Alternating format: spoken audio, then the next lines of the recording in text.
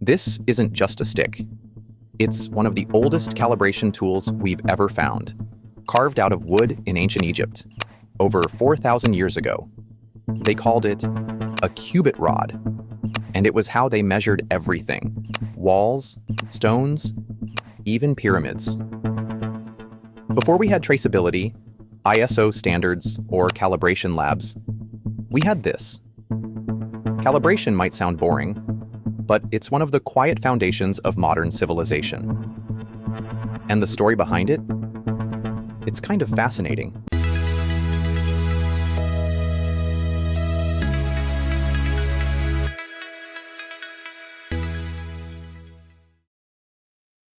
Early civilizations had a problem. They needed to build, to trade, to tax. But measuring wasn't standardized. One person's foot wasn't the same as someone else's. So they made standards. In Egypt, it was the pharaoh's forearm, the royal cubit.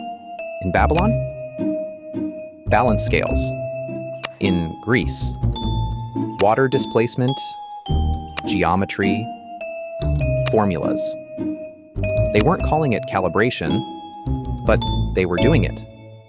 Comparing tools against a master standard to keep things fair and functional.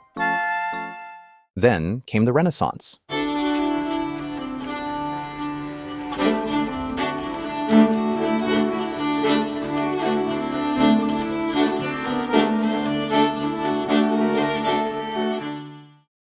And accuracy? It got really serious. Astronomers, inventors, clockmakers. They needed tools that didn't just look right. They had to be right. You couldn't launch a theory or build a telescope if your ruler was off. So precision became a science. And calibration started to look more like what we know today.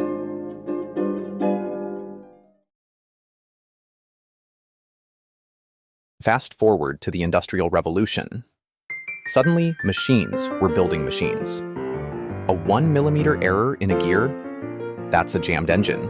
A misaligned gauge, that's a shutdown. So engineers invented new tools: micrometers, dial gauges, calipers. And yes, they had to be calibrated regularly. This is when national labs, the early metrology institutes, started defining what a millimeter or volt actually meant. In the 20th century, things went global.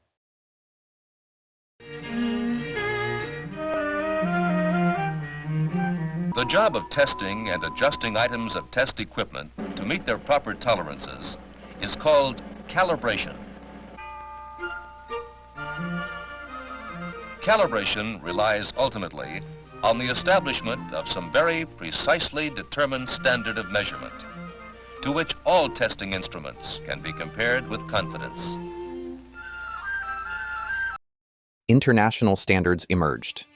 Traceability became the rule, not the option. Calibration certificates became official documents.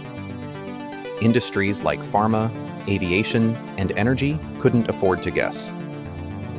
Their equipment had to be accurate, and provably accurate.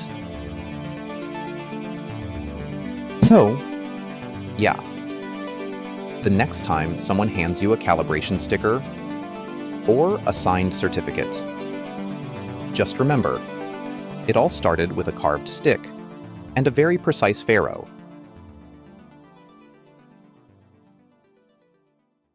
This is Calibration Corner. Subscribe if you're into instruments, metrology, and stories like this that connect the past to the precision we rely on today.